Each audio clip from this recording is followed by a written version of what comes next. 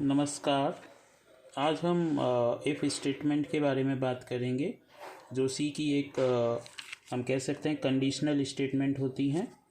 और ये जो कंडीशनल स्टेटमेंट होती हैं उसके लिए कीवर्ड है आपका इफ़ और else. It is a conditional statement used in C programs. यदि कहीं पे भी आपको कोई दो संख्या दे रखी है और उसमें से बड़ी संख्या निकालनी है या छोटी संख्या निकालनी है, तो हम जनरली इफ़ एल्स टूल का यूज करते हैं। या कोई एक संख्या दे रखी है, उसे चेक करना है कि वो ऑड है कि इवन है, यानी विषम है या सम है, तो उस केस में हम जनरली इफ़ एल्स टूल का प्रयोग करते हैं। इफ़ का जो सिंटैक्स होता है यानी तरीका जो होता है वो कुछ इस तरह से होता है। आप इफ़ लिखेंगे, कीवर्ड इफ़ लिखा आपने, और इफ़ के आगे आप एक कंडीशन यहाँ पर यूज़ करेंगे। और ये जो कंडीशन होगी वो एक बूलियन एक्सप्रेशन होगी जिसका रिजल्ट ट्रू या फॉल्स होगा। इफ़ के बाद, कंडीशन के बाद कभी भी यहाँ सेमीकोलन यूज़ नहीं करना है। यदि आप सेमीकोलन यूज़ करेंगे तो इफ़ कंडीशन जो आपने दे रखी है वो प्रॉपरली वर्क नहीं करेगी और इसके बाद जो भी स्टेटमेंट होगी वो नॉर्मली आपकी एग्जीक्यूट होगी। तो यदि कंडीशन ट्रू होती है तो आप यहाँ पर स्टेटमेंट यूज़ करेंगे। जो भी स्टेटमेंट आपको लिखनी है वो कंडीशन के ट्रू होने पे एग्जीक्यूट होगी। और यदि आपको वहाँ पर देखना है कि कंडीशन फॉल्स हो रही है तो फॉल्स को जो हैंडल करेगा वो एल्स पार्ट होगा, और एल्स कीवर्ड लिख के वहाँ पर आप स्टेटमेंट यूज़ करेंगे। तो ये स्टेटमेंट फॉल्स के रूप में एग्जीक्यूट होगी, यानी कंडीशन के ट्रू होने पर ये ट्रू के रूप में एग्जीक्यूट होगी और फॉल्स होने पर एल्स पार्ट के रूप में यहाँ पर ये कंट्रोल ट्रांसफ़र होगा और ये स्टेटमेंट एग्जीक्यूट होगी। यानी दोनों में से कोई एक स्टेटमेंट ही एग्जीक्यूट होगी, क्योंकि कंडीशन या तो ट्रू होगी या कंडीशन फॉल्स होगी। ओके, सपोज़ कीजिए कि आप कहीं पे भी इफ़ यूज़ कर रहे हैं और इफ़ यूज़ करते समय आपने कोई कंडीशन दी यहाँ पर। ओके, और कंडीशन देने के बाद यहाँ पर आपने कोई स्टेटमेंट यूज़ की है, उसके बाद एक और स्टेटमेंट आपने यूज़ की है। इस तरह से आपने मल्टीपल स्टेटमेंट यूज़ कर दी। तो अब होगा क्या कि जैसे कंडीशन ट्रू होगी तो कंडीशन ट्रू होने पर ये ट्रू पार्ट के रूप में इस वाली पहली वाली स्टेटमेंट को वो as a true part execute करेगा, और उसके बाद कंट्रोल डायरेक्ट यहाँ पर आ जाएगा और इस स्टेटमेंट को भी एग्जीक्यूट कर लेगा। ओके, लेकिन यदि हम बात करें कि ये कंडीशन यदि फॉल्स हो जाती हैं तो फॉल्स होने पे ये कंट्रोल सीधा यहाँ पे जंप होगा और केवल इस स्टेटमेंट को एग्जीक्यूट करेगा, इस वाली स्टेटमेंट को एग्जीक्यूट नहीं करेगा। तो आपको ये लगता है कि कंडीशन फॉल्स होने पे तो मेरा टूल बिल्कुल प्रॉपरली वर्क कर रहा है, क्योंकि वो फॉल्स होने पे पहली वाली को ट्रू मानता है, इसलिए रिमेनिंग जितनी भी होगी उनको वो फॉल्स के रूप में एग्जीक्यूट कर लेगा। लेकिन यदि कंडीशन ट्रू हो गई जिसमें आप चाहते हैं कि ट्रू में ये चले और फॉल्स होने पे ये चले, तो उस केस में कंडीशन ट्रू होने पे ये तो चलेगी स्टेटमेंट, लेकिन रिमेनिंग जो आप चाहते थे कि भाई फॉल्स के रूप में चले, तो वो स्टेटमेंट भी एग्जीक्यूट नॉर्मली होती जाएगी। ओके, यानी ट्रू होने पे दोनों स्टेटमेंट एग्जीक्यूट हो जाएगी आपकी नॉर्मली। ओके, ये ट्रू के रूप में हो ही रही है और ये एक नॉर्मल केस के रूप में, लेकिन फॉल्स होने पर ये सीधा इस स्टेटमेंट को ही एग्जीक्यूट करेगा। ये विशेष तौर पे ध्यान दें। अब हम ये चाहते हैं कि यदि हमें मल्टीपल स्टेटमेंट देनी हो, जैसे इफ़ आपने लिखा और ये आपने एक कंडीशन यूज़ की यहाँ पर कोई भी, और आपने यहाँ पर एक स्टेटमेंट आपने लिखा, उसके बाद एक और स्टेटमेंट आपने लिखा। Okay, multiple statement. तो मल्टीपल स्टेटमेंट के केस में जो यहाँ समस्या आ रही थी आपको, तो उस समस्या से आप कैसे सॉल्यूशन निकालेंगे, उसके लिए आप उन मल्टीपल स्टेटमेंट को कर्ली ब्रेसेस में बंद कर दीजिए, एक ब्लॉक बना दीजिए। तो ब्लॉक बनाने के केस में जब कंडीशन ट्रू होगी तो इस कंप्लीट ब्लॉक को ट्रू के रूप में एग्जीक्यूट किया जाएगा, और यहाँ पर एल्स होके एल्स लिखकर आप यहाँ पर मल्टीपल स्टेटमेंट आप लिख लीजिए। तो जब कंडीशन फॉल्स होगी तो फॉल्स के केस में ये सीधा इस एल्स वाले पूरे कंप्लीट ब्लॉक को एग्जीक्यूट करेगा। तो कहने का हमारा जो मतलब है या तात्पर्य जो है वो ये है कि यदि आप एक से अधिक स्टेटमेंट यूज़ करना चाहते हैं जिसमें आपको यहाँ जो समस्या आ रही थी वो ना आए, तो आप उन मल्टीपल स्टेटमेंट को कर्ली ब्रेसेस बनाकर उस ब्लॉक के अंदर आप बंद कर दीजिए। एल्स पार्ट भी लिखना चाहते हैं तो उस केस में भी आप उसे कर्ली ब्रेसेस बना के ब्लॉक में बंद कर दीजिए। सपोज कीजिए मल्टीपल स्टेटमेंट आपने लिख दिया और कहीं पे भी आप एल्स नॉर्मली यूज़ कर रहे हैं जिसमें ब्लॉक नहीं बना हुआ है, तो सामान्यतया एक एरर डिस्प्ले किया जाता है मिसप्लेस एल्स। तो वो मिसप्लेस एल्स इसी वजह से आता है क्योंकि इफ़ जो टूल है वो ये समझ नहीं पाता है कि मुझे ट्रू के रूप में कहाँ जाना है और फॉल्स के रूप में कहाँ जाना है। ओके, तो कोशिश यही कीजिए हमेशा एक अच्छा प्रोग्राम यदि बनाना है तो मल्टीपल स्टेटमेंट को हमेशा ब्लॉक में बंद कीजिए, और यदि सिंगल स्टेटमेंट को भी आपने ब्लॉक में बंद कर दिया तो भी कोई प्रॉब्लम नहीं है।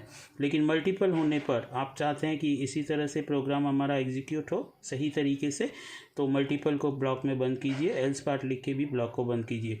हाँ, यदि आपको एल्स पार्ट की ज़रूरत नहीं है कहीं पे भी किसी भी जगह पे, चाहे सिंगल स्टेटमेंट यूज़ कर रहे हैं कहीं पे भी और एल्स की ज़रूरत नहीं है कि हम तो नहीं चाहते कि मुझे फॉल्स होने पे क्या करना है, तो एल्स इज़ ऑप्शनल।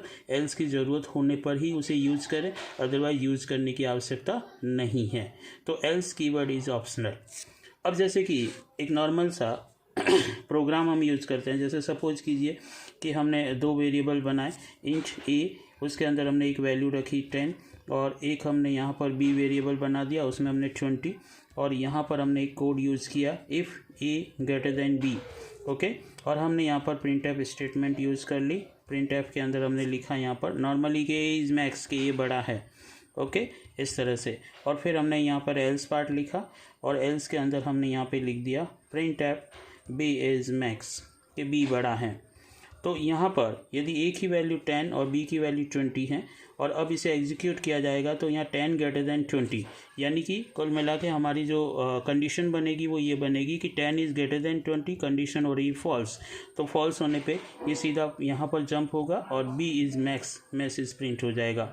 सपोज कीजिए कि वहाँ पर 100 होता, तो यहाँ पर जो कंडीशन बनती वो ये बनती कि 100 ग्रेटर देन 20, कंडीशन ट्रू होती, और कंडीशन जब ट्रू होती तो ए इज़ मैक्स वाला पार्ट एग्जीक्यूट होता है आपका, और एग्जीक्यूट होके सीधा यहाँ पर आ जाता है। यानी कुल मिला के इन दोनों में से एक ही स्टेटमेंट एग्जीक्यूट होगी।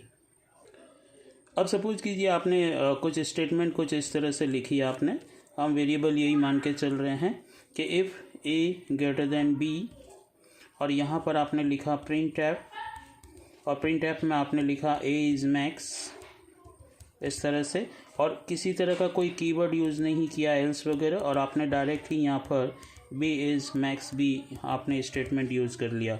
अब इस केस के अंदर क्या होगा कि जैसे यहाँ पे ये कंडीशन चेक करेगा, सपोज कीजिए ए के अंदर अभी 10 है, ए में 10 है आपका, और बी के अंदर मान लीजिए 20 है, तो केस जो बनेगा यहाँ पे कि 10 इज़ ग्रेटर देन 20, कंडीशन हो गई फॉल्स।